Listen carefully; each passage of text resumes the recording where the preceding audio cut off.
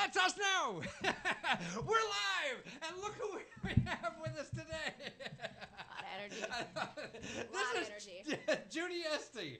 Now, she's going to be terrific guest today because what she does, she is the grants director for a place called the Dance Place right here in Washington, D.C., which is the biggest, oldest, I guess, dance nonprofit organization in the world or something like that. Isn't That it? is absolutely 100% correct. See? Right. Close, I don't though. even have to ask questions. But no, they just have terrific things. Why don't you put up their webpage here, number 10. This is them. I've been searching around the web.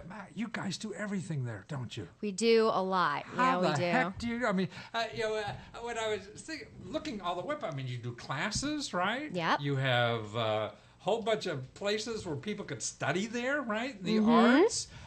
You go to schools and work with schools, right? You go on the community and make people happier and better and everything. I mean, arts is at it. Wow. Yeah, we do a lot. We do about 42 weekends of dance a year, Wow. presenting in our theater. So These are performances. These are right. So we have every weekend there's a performance of dance or some sort of performing arts, and these are companies that aren't paying us to rent. You know, as you would rent a theater, we're fronting the cost. I see. We do their marketing. We pay their artist fees. Your companies. Yes, right? because we want to, nurture art, so we don't want to make it difficult. We want to actually promote those companies, and it includes international companies. We just had a company from Zimbabwe performing as part of our Dance Africa DC festival.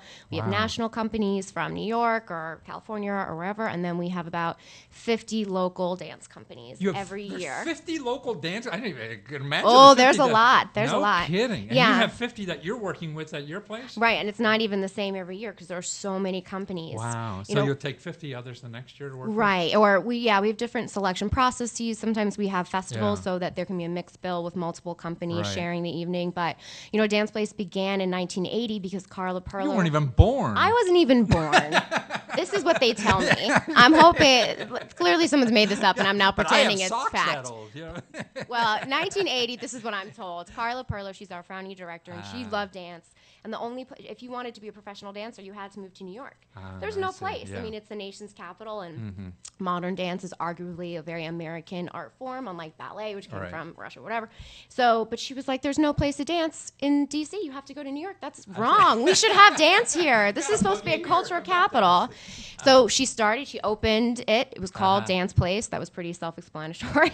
And then since then, it's just grown and grown. We purchased our space in Brooklyn in 1986. I was saying before, we started in Adams Morgan, but then the rent got a little too high. So, I understand. Yeah. But it's a wonderful story reading about her and the place. I mean, how somebody took a passion they have, and a selfless passion. Really, I mean, everything you guys are doing are for somebody else. And it's just, and you could see how vibrant she still is after this. Oh, I mean, she yes. looks like a real firecracker. She wishes she could be here. We're having an event right now, so she couldn't be I here. would But never be able to talk, I'm sure. oh no, between the two of us, no. People are like, "Isn't dance a silent art form? What's happening right now?" We're like, "No, we've made it now very verbal as well." So, well, how did you get this big time job raising money for these people? I see they're trying to get $5 million this year. oh yeah, so yeah, I grew up, did the whole dance. I wanted to be a dancer. you were a dancer? I was. Oh yeah, my mom was so excited when I was born. She was like, "Finally, I have my dancer." I didn't have You got all clothes. guys? Is that? Or what? Yeah, she had two older brothers. We're 3 in a row. We're I almost like see. Irish triplets, Right, but not quite. right. So it was 2 boys, and then I came along. She was great. I didn't have real clothes growing up. I just wore leotards, leotard and I tutus. still do, actually. Yeah, no jeans for me. So I was dance. Then I realized, oh wait, I may not become the next Suzanne Farrell. Think maybe I need to move on with my career. So I went to Barnard College in in New York. They have an amazing dance department, but I really went there to just get a lot of experience and Did you study. study So what? I have a double major in political science and dance, which, as you Political know, science and dance? such a useful combination. Well, they don't actually, tell you I saw that. one of the things you did recently is sort of like that. You had that flash mob. Well, that not me personally, but No, yeah. from the dance places and that part. Yeah, well, it's wonderful because, DC, of course, is where everybody with a conscience wants to go because that's where... But that flash mob was about legislation. Exactly. Right. So it's wonderful because I think one of the benefits of what you see in the DC arts scene is that advocacy and that consciousness about what's going on in politics and in society. So that's very true to the city. But at the time, I was like, this is so dumb. You know, what am I expecting? Like somebody from the White House is going to call me and say, oh, we'd really love to hire you because we know you know about the American presidency, but also you know the history of the ballet Giselle, which we've been looking for. Sadly, that did not happen. But I mean, still, I mean, the arts and dance. I mean, the older I get, I see how important that is, and we're losing it because of budgets and everything. You know, in our schools, and it's so stupid because I think that's what we're best at as a country. You know, China's going to have all the PhDs in physics that the whole world will ever need. You know, but somebody's got to keep track of this right brain stuff. That's what life is about. You know, and that's why I think you guys are so important because to nurture that part of our society, and the other guests we're going to have too, the same thing. I mean, that's the part of the brain that we're great at, you know, and that we could lead the whole world. We're only 300 million people. There's going to be 9 billion people around, you know, and we'll be on the forefront of that. So you got to keep money coming into there. We got to keep the money coming in because if you look at who do we really look back at in history of like, oh, they did an amazing job, and so many of them are artists. Yeah. And if we don't try to nurture or support that next generation of artists, we're not going to have. We're going to go, oh, we stopped after 1950. But it also is the artist, the right brain, all the creativity that, you know, whether you're a Steve Jobs. I mean, to me, he's an artist, right? And he just makes more money than most of the artists I know. He's not a struggling artist. No. He struggles differently. Well, I want to run a little video here of your funding because I think it's important that, you know, you get this money and then you tell us how the heck you're going to get so much money. We're in the video, okay? That's not the video, I don't think. Number 12. Hi, I'm Carla Perlow. I'm the founding director of Dance Place. And I'm Deborah Riley. I'm the co-director of Dance Place. And here's our beloved Dance Place right behind us. When we first moved here, this office was, you know, it was adequate because there were only 3 staff people. But now, as you can see, there's not even room for Deborah nor myself to have a desk here. We're very, very stretched for office space for storage of any of the office supplies. There's only one private office, and that's for the financial director. Right now, if I want to have a conference with somebody, I would say, here, come on out here, come to my office. And oftentimes you'll see me standing out here having a private conversation. So instead of coming to our box office here, we're going to have a brand new entrance on this side of the building with lots of light coming into the building and welcoming into our new space. What's in this room? Oh my gosh. Here's one of our performers this weekend. Hold on. Over on this wall, we'll be thanking all of our donors for their wonderful contributions to our campaign. Let's go see where the new concessions is going to be. This is going to be a wonderful new bar. Behind the bar, it's going to have a television, and like a sports bar, except it's going to be the art bar. We're going to be entering the theater right here. Right now, our wonderful tech crew, who's very talented, has this cobbled together tech area for the sound design and the lighting design, and this fun little kind of rope thing that they swing up and down to get into place. As you can see, it's not enclosed, so they have to talk very quietly. Oftentimes we have a company of, say, 10, and believe it or not, this is the only space we have. The only way to get from backstage to the front is to go out this door, run outside, and come back in the front. And that's really a problem for a company that want to use a front entrance. Now let's look at the dressing rooms. We're here in our Dance Place dressing room with Abraham in Motion, who's performing this weekend. This is such a tiny space, but in our new space, there's going to be a lot more room, so they'll have a whole studio upstairs to warm up in, as well as a place for costumes and makeup, and a real place to warm up. We're going to take the best that we have of this theater, and we're going to create it so that we have wonderful seating, the best possible floor you can have, much better theater equipment, so that we can create the best theater and the greatest studio for the performing arts. Hello? Hello? This phone doesn't even work. Come on, Jen, come through. This is what Deborah's talking about choreographing our way around. You are helping to allow us to build. We will not have to live in this hole that we call the cave. So, thank you.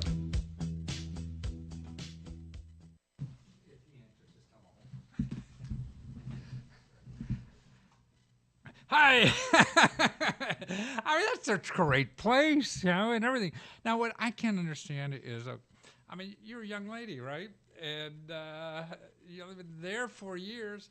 How? And you're in charge of raising $5 million. How the hell are you going to do this? Well, I'm not working alone. Oof, that would be a little but too still, I mean, what I'm trying to do is like inspire other people to realize that, you know, that's a possibility. And but you know, so if somebody was out there thinking about it, so you had a little dance company, you know, Right. and so you didn't need $5 million now, but where would you go to get $100,000 or whatever? Yeah. Right. Well, you know, I think fundraising is everybody wants a fundraiser. If Yeah. you look at jobs, that's what everybody wants. That's why you're somebody working doing in it. development, right? Because that's what arts organizations they Yeah. need. They have the passion, and they have most of the time the organization, but what they need is that structure that's going to keep them going, Yeah. being able to pay everyone. So, I mean, my best advice is really knowing your organization and finding out what is the source of funding that would work best for you, because really there's 4 different types beyond earned. There's foundations, there's corporations, there's individuals, and there's government. And government is a great resource for many organizations, but not for all. And I would say particularly because there's so much back and forth with both local and national government about funding for the arts, funding for different So programs. you got it this year, next year it's different. You all never that know. kind You of- know, yeah. we got the U.S. Fine Arts Fund, which is actually at the U.S. Commission of Fine Arts National Capital Arts and Cultural Affairs program. So that's for specific organizations with a budget over $1.5 million in D.C. And in 2010, our grant size was $290,000. Wow. Which was really huge. I mean, we were a $1.4 million organization Yeah. at that time, or really 1.3, and then we bumped up because of that grant. Wonderful. And then the next year, because that program was so dramatically cut, our grant award went from $290,000 to $87,000. I see. So So they're that less was a predictable. $200,000 decrease for Yeah, $1.4 and that's million. a lot of people unhappy now. Right. Who So aren't it's- working anymore, it's right? very difficult. Yeah. So, you know, sometimes. So how do you determine, like, Right. maybe should you go foundation, should you go government, should you go fundraising, or individual? What was the fourth one?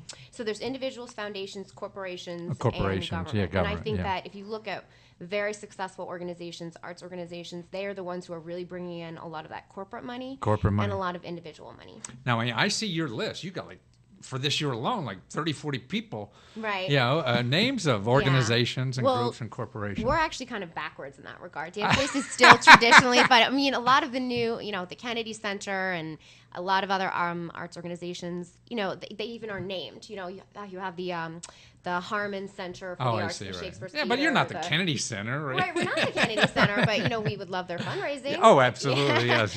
So, you know, that's kind of like the future of most of the arts organizations is finding those wealthy donors and I see. corporations because there is so much inconsistency with government. However, because Dance Place does have such a wonderful wealth of programs and really diverse programmings that go from arts programming to really working with under-resourced young people from our neighborhood, that we are able to attract a lot of different sources of funding from foundations and governments. The Meyer Foundation, for example. Right. Oh, that was that $400,000 you just got? Well, they just gave us an $150,000 capital grant for our facility. That one. Is that towards the facility? This is towards the facility, right? And then Wow. as well, they give us about $25,000 for our teenage programming. Wow. And So that's for right. kids, so they That's can for relate to kids. that or whatever. Exactly. Show 19. I mean, this is you guys got $400,000 from these people. Who are they again?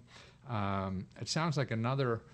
The Pollinger Family yeah. Foundation. Yeah, that was an amazing investment from them. And they've been a long time donor of ours, and they funded our arts programs for many years. And when they heard of this opportunity, they really wanted to make an investment that would make this campaign a possibility. So the lobby of the new building will be named the Howard I Geraldine see. Pollinger So Family they get Foundation. they got a name. There on it. you go. But actually, what's cool too. Oh, my guy went. There's another thing I see on your website too. There he is. Number 14. I mean, this is a clever fundraising idea. We're number 14. We're for you give you a bunch of money and you put a name on a brick for people. That's right. That's right. Literally, they're going to step on you as they step through into the new building. Well, because we want everyone to feel involved, and Right. our No, that's clientele are true. not necessarily Oh, no, $1 million. I think Doesn't mean they those don't. ideas. You know. Right, exactly. So it's a way of making it inclusive so that people at every level, and I think that's what you see a lot of, with the new Kickstarter campaigns Right. and all of those things where, even though, for example, that the movies that are going on Kickstarter now obviously the studios have millions of dollars Right. that they get. So I'm like, great, we have to pay $10 for tickets, $10 for Exactly, popcorn, yeah. and you want me to give you more Already- money. But you do It's feel this working. sense, it's working Yeah, so well I because you know. feel this ownership, It's you feel this crazy, investment. yeah. You give $20 and you get like a DVD. Yeah. Have you guys tried Kickstarter or something like that, crowdfunding? Well, Kickstarter is specifically for projects. So Right. we can't really do it for our overall organizations. What if you had a fundraising. project? Let me actually here's this number 16. This was interesting to me. We talked about it a little bit before. You have a flash mob, for bipartisan. You were hoping there's a dance flash mob Right. down in Washington D.C. to get Congress to be more cooperative with each other. I mean, that just sounded terrific. Yeah, well, our step team, we have a dance-based step team, which is for teenagers or really ages 8 to 18, and they wanted to perform at the Disney Step Classic in Florida. So we did a Kickstarter I to send see. them, which was successful. Oh, so you did. Right, Oh, so we have so wonderful. many different fundraising. We Yeah. have to fundraise for everything. I mean, we got to fundraise I for see. the rent, the electricity, paying the salaries, going to Costco. Everything needs to be funded. So we've got so many campaigns going on at I know. every You second. look at it, but I mean, that's entrepreneurial. I mean, that's how you're going to stay alive. If you don't do that, you're gone. If you concentrate just on your dancing, that's you're right. out of there. I think that's the bottom line, and that's why I think Dance Place has been so successful and has this 32-year history because Yeah. at the heart of it is this passion for the arts, but an entrepreneurial spirit that we're not going to go, oh, we can't do this, bare heads in the sand, hope someone will rescue us. We know that we have to be the ones making that money. So it's Nobody else is going to throw it at you. No, we found that no, people aren't just giving Yeah, us billions of dollars. And no matter how many are actually doing the fundraising like you are? So let's see. Our fundraising team is headed by our two directors, Carla Perlow and Deborah Riley. I and see. then I'm sort of in charge of the grants, and I have a wonderful person who works with me, Jessica. And then Wow. Bridget Miskell does individual giving. So it's a pretty big team because Yeah. we've got to raise, at this point, $5 million for our capital Yeah, I campaign mean- and about $1 million annually. Well, so many people think that, I'll figure out fundraising. Oh, no. Yeah, you got to start the other way around. Yeah. Let me tell you something. Either start with a really rich boyfriend I or see. do your homework. Well, here we have a rich boyfriend on the line. Oh, great. Wonderful. Nathan, are you there?